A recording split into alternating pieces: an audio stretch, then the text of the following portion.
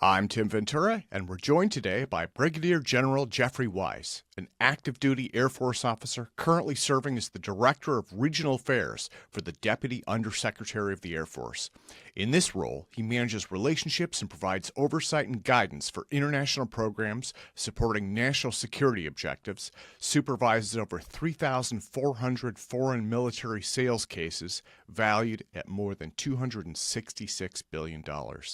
Brigadier General Weiss has extensive civilian experience as well as a systems engineer with military experience, including wartime operational, USAF, and Joint Headquarters staff and command leadership positions in Homeland Air Defense, Air and Missile Defense, Theater Air Battle Management, Command and Control, Nuclear Deterrence, and Information Influence Operations.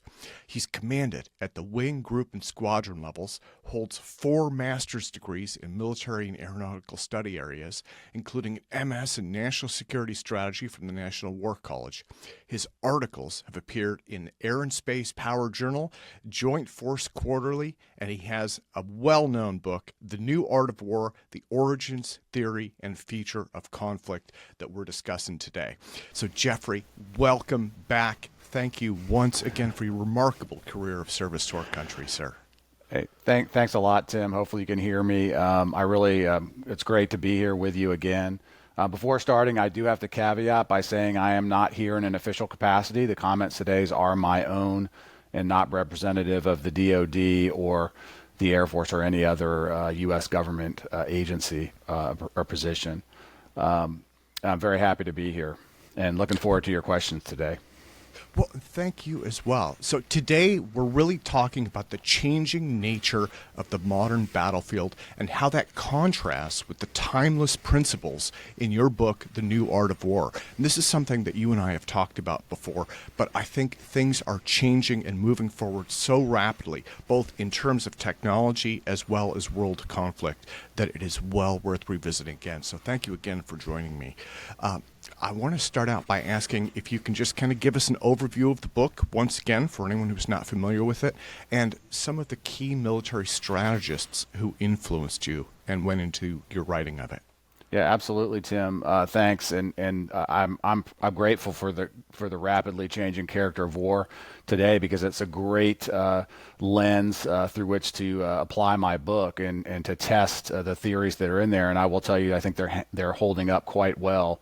And we'll talk a little bit about that today, I hope. Regarding the book, The New Art of War, published by Cambridge in 2021, I set out to accomplish 3 main things. First of all, the goal was to provide an authoritative, comprehensive, and relevant war theory for strategists, policymakers, and warriors that facilitates the analysis of past wars, but also aids in the preparation of strategy for current and future wars.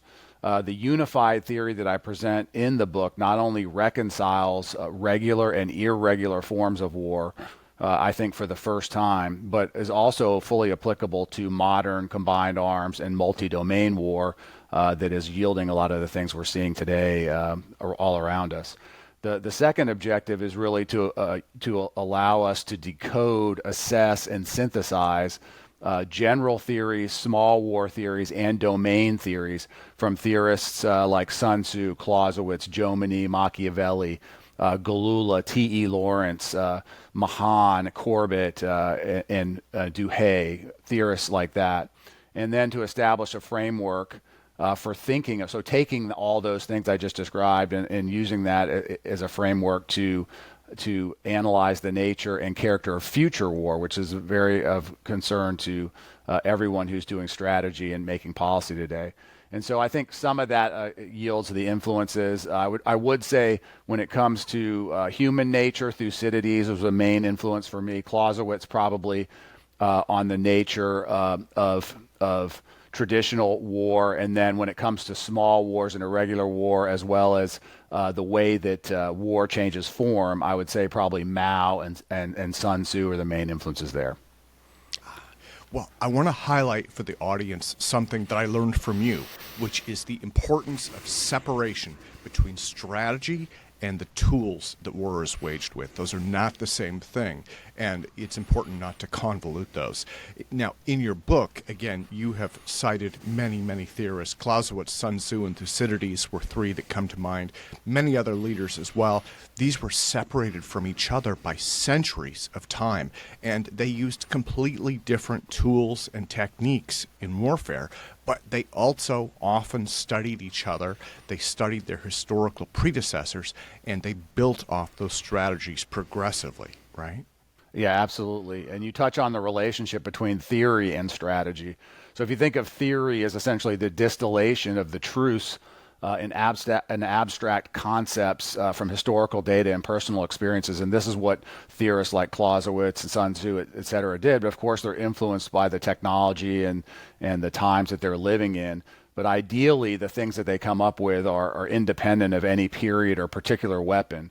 And that's not universally the case. But as you point out, theory ideally builds on and gets refined over time, so that it more accurately represents the phenomenon in question, in this case, war.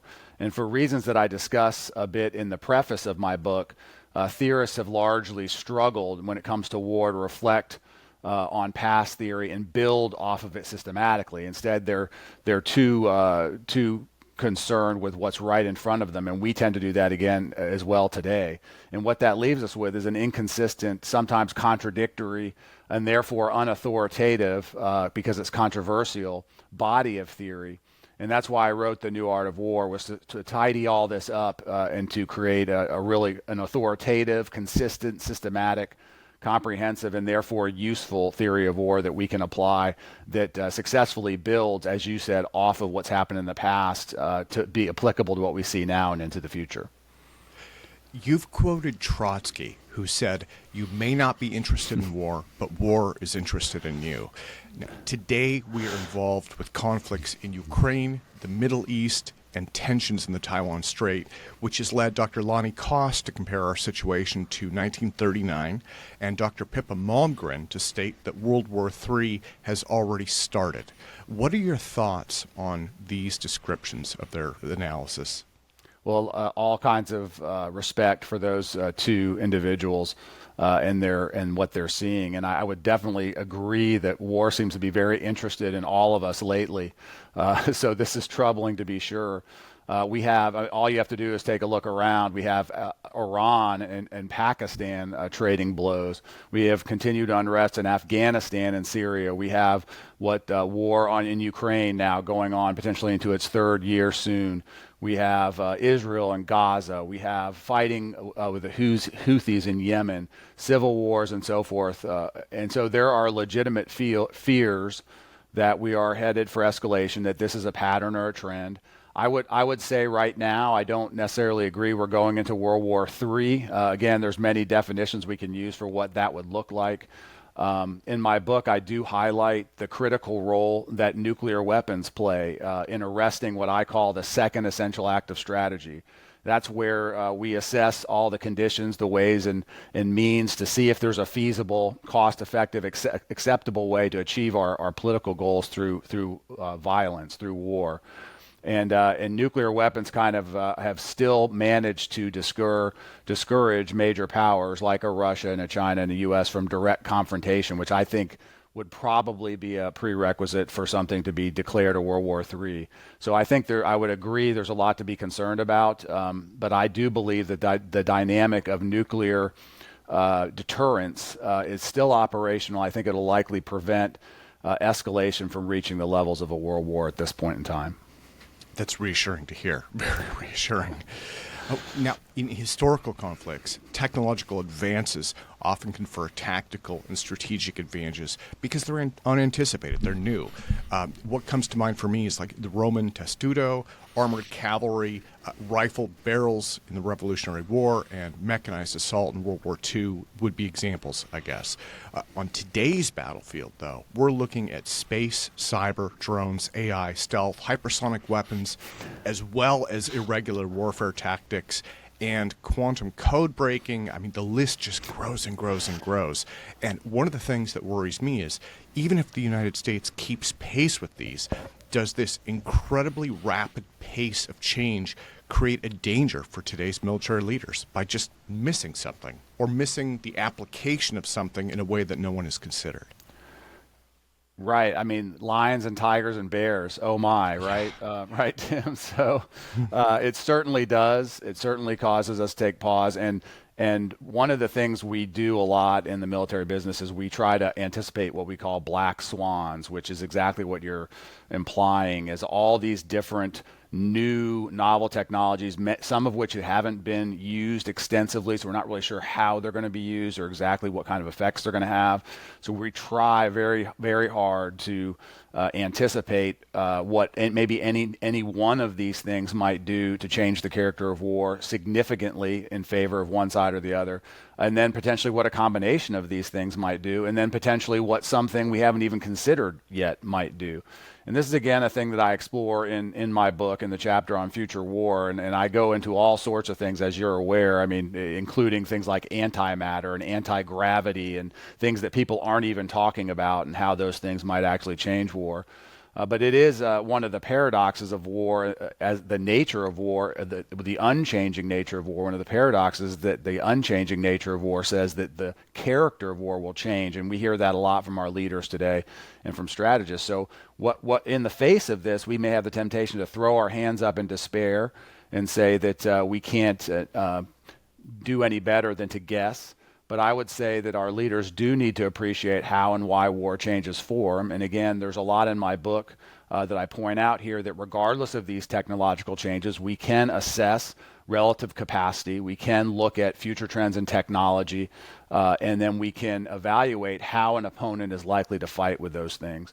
And I think we're doing those sorts of things, but we need to understand, again, it comes down to assessing war through things like the viscosity algorithm, which looks at will and capacity, context, how those things fit together.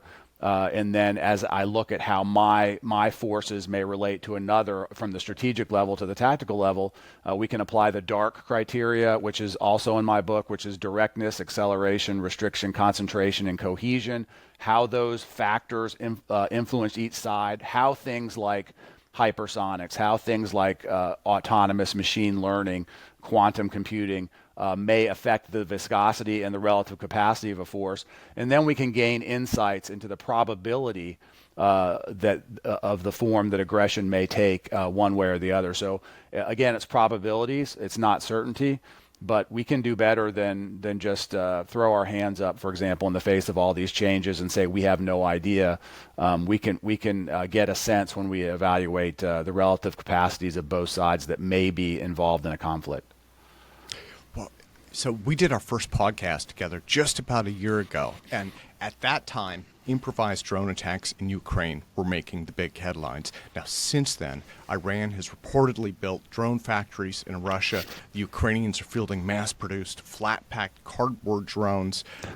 In fact, I just read today about President Zelensky's plans for what he calls a 1 million drone army in Ukraine. So there's, I guess, a scale that is increasing in that conflict.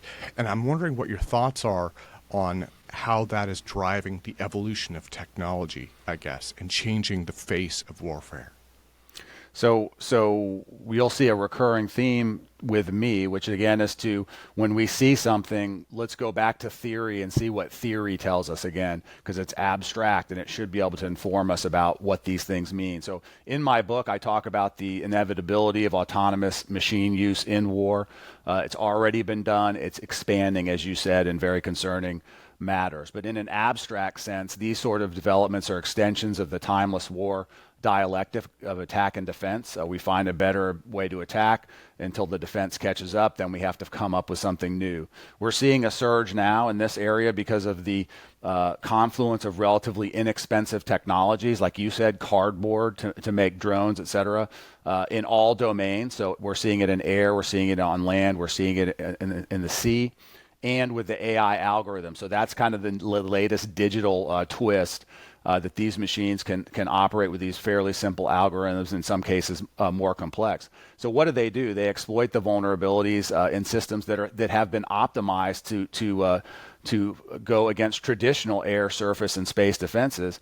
And so they're a predictable outcome of the theory of force viscosity, which says that appropriate responses to traditional, or what I call in the book, viscous forces, those are forces that are relatively low in acceleration, high in restriction, tend to be more concentrated, cohesive, and direct. The appropriate responses within viscous, which have high acceleration, they're low restriction. In other words, they're not necessarily constrained by laws of war and things like that, and they're not concentrated. They can operate by themselves, so autonomous. They're not necessarily need to be cohesive. And so underdogs like Ukraine, like the Houthis, like Iran, et cetera, are going to capitalize on this technology because it's relatively cheap. They're hard to detect and engage, and it puts defenders on the wrong end of the cost-benefits curve. And that's kind of where we find ourselves right now. So in a short-term sense, maybe not decisively in a short-term sense, again, like we think of in a decisive battle. These are not winning decisive battles, but they're degrading over time an adversary's capability and their will to fight. And that's ultimately what we're talking about. And I would highlight also at the tactical level, since these machines cannot feel fear, again, think about Terminator. They can't feel fear and remorse. They don't know if they violated a law of war, et cetera. You can't shake their will to fight. And ultimately, that's what we're trying to do with war, is to influence the will to fight, again, from the strategic to the tactical level. And that's the true aim. So they're having an amazing impact right now. I think we'll see defenses and things like that catch up, but right now it's something that a lot of countries are scrambling to figure out how to deal with it. Well, and I appreciate your insights on it. Just to go on briefly, the headline actually that led me to reach out to you for this podcast was Kalishnikov unveiling a new Russian drone that's reportedly capable of full autonomous operation. And from what I understand, that's kind of a response to an increase in jamming, right? And so, again, we have this kind of mutual leapfrog, right, where one side comes up with something, the jamming gets better and better and better, and the other, starts to go towards autonomy for that. So it definitely does seem like it just continues to evolve. And then Ukraine also has a drone navy. Both sides are using drone weapons. There are reports of ground robots emerging primarily for surveillance and reconnaissance operations. So, there's so much going here. And, as you mentioned, it seems to be going towards autonomy, and away from remote control, I guess. Absolutely. And a lot of how these are employed and developed is going to depend on the country that's doing it. Again, if you look at a terrorist, if you look at a North Korea or something like that, that's not what's concerned whatsoever about civilian casualties, about how they're perceived in the Western media, about worrying about domestic elections at home. That gives them kind of carte blanche to develop what we would say fire and forget autonomous systems that may act very indiscriminately. Again, to highlight my point about force viscosity, it decreases the viscosity of these systems, which makes them much harder for our traditional forces to get after unless we match that in kind, which you see a lot of that happening. And they're frightening because they're governed by algorithms. They're not necessarily governed by human restrictive norms of proportionality, rules of engagement, laws of war, et cetera. They influence the will of others without being able to be influenced. They're difficult to detect and contain, which will drive them to more restricted and more viscous forces to devote more and more resources to defense instead of offense. So you're seeing that in the case in Ukraine. You're seeing it in other cases where the U.S. and larger powers like Israel are trying to find ways to negate this. So we would expect a mad scramble to find appropriate countermeasures. And if you look again across the landscape of strategic capability and preparation, that's exactly what we're seeing from a lot of the players out there. Now, the United States is also getting into this. And actually, we have two things for me that have been very encouraging. The first one is the Replicator Initiative, which is the DoD's plan to thwart the People's Republic of China's asymmetric advantage in weapons capability and overwhelming numbers. And so I guess our goal is to basically use many small attributable weapons in combat platforms. So that could be drones, but that could be other things as well. And so it's kind of a smaller, cheaper, more strategy, as I understand things. And they're currently sourcing vendors for that. For me, that's very encouraging. But what are your thoughts on this going forward in terms of our own forces? Again, Tim, to return to my book, this is precisely there's two advantages to preparing forces that are less viscous from a traditional power. The first one is if we're going to face a viscous power, a traditional power that has restriction, that's more concentrated and traditional, et cetera. What these systems can do is they can exploit gaps and seams just like we're seeing them do against us. So that's one aspect of that. The other aspect of it, as I also talk about in the book, is sometimes the only way to fight fire is with fire. And if you're facing an inviscous force, you have to decrease the viscosity of your own force. And the war on terrorism is exactly what we did in creating small special ops teams, very agile, less restriction, able to move in an indirect manner to contain opposing forces and defeat them, and we've been fairly successful at that. Now we're seeing the technological version of that with drones. Replicator is part of a very broad approach that does address this problem that we've talked about. We have to decide how to deal with an adversary while trying to present the same problem back at them. It's certainly nascent to be successful. I think there's going to be some cultural changes that are required. Again, we're used to thinking in terms of bigger, more complex, exquisite, less autonomous platforms and capabilities. It'll take somewhat of a leap of faith to embrace cheap swarms of autonomous weapons. I'm not entirely convinced that we'll be able to do that successfully in the next 5 to 10 years. But I think it will be imperative that we do both in terms of defensive capability and offensive capabilities to present tactical, operational, strategic challenges for future opponents. Whether they're more in viscous like a Houthi or a terror cell, or more viscous like a mainstream China force. Well, thank you. Now, so the last question on the drone topic that I had was basically about logistics, automation in logistics. And for me, this seems especially important because of the global reach of our military and just the massive logistical requirements, right, of transporting munitions, fuel, people, just moving things around. I understand that the U.S. Army is already experimenting with automated transports for some things, and I believe the United States Navy has experimented with some unmanned based naval vessels as well. So do you think that this may help us not only save money and improve delivery of these needed materials, but do you think it might also help us reallocate human labor to more important tasks and then offload some of that logistical labor, I guess, to improve things overall? Absolutely. In short, yes, absolutely. There really is no area that we're not exploring the potential benefits of AI and autonomy for all the reasons that you highlight.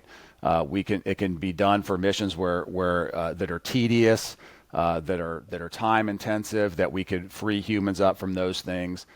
Imagine, if you will, an autonomous fleet of resupply surface and subsurface vessels that are out there in the oceans, their location only known to us, that at a stroke of a key they could be retasked to a hot spot to provide fuel, to provide munitions, et cetera, without tying up human individuals to do that.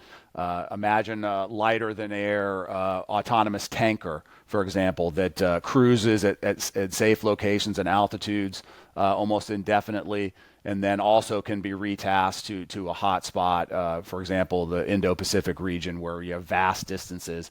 Aircraft can go, and then even like refueling aircraft could take fuel off of that, and now we wouldn't have to land someplace that would be vulnerable to missiles, et cetera. Imagine, if you will, in space, a platform that has aboard it fuel for other satellites, that has its own satellites that could be launched off of it in the event that our satellites, our operational satellites, malfunction or are taken out by the enemy. But it itself is protected. So you can start thinking about all the different ways that we could use this for logistics that would would enable us to scale the vast distances that we're looking at with our global areas of operation.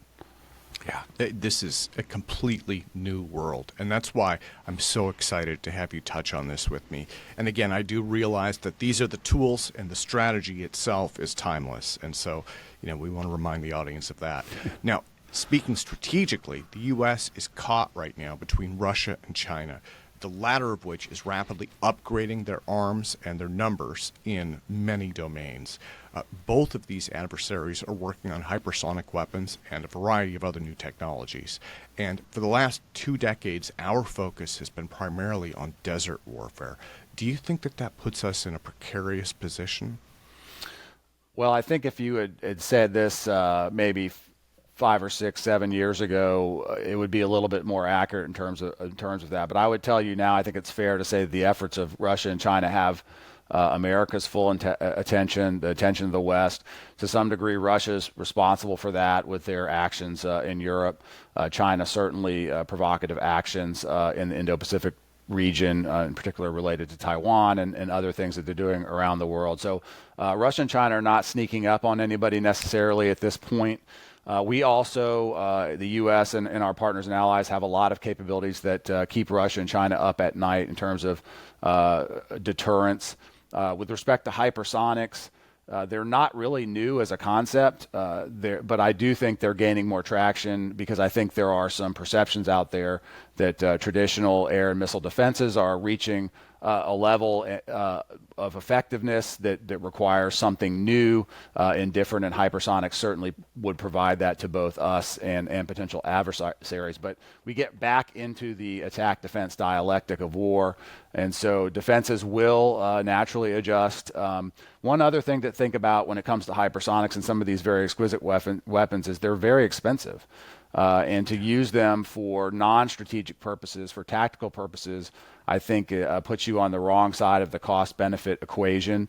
And so for that reason, I think that they're not likely to be used for anything other than strategic capabilities, and that kind of puts us back into the realm of strategic nuclear deterrence. Again, a hypersonic missile may be able to get through, but if you were to shoot a hypersonic missile at some major nuclear power's capital, for example, and cause destruction, I think that would potentially warrant a nuclear response from that country, which would certainly be an escalation that I think would be arrested in the strategic calculus of any country that wants to ultimately survive and not face a nuclear-armed country's full might, if you will. Well, thank you. And that actually takes me to my final question, which was whether the United States is in a position to de-escalate any of today's conflicts before they grow, or should we simply prepare for the worst and, hope for the best going forward?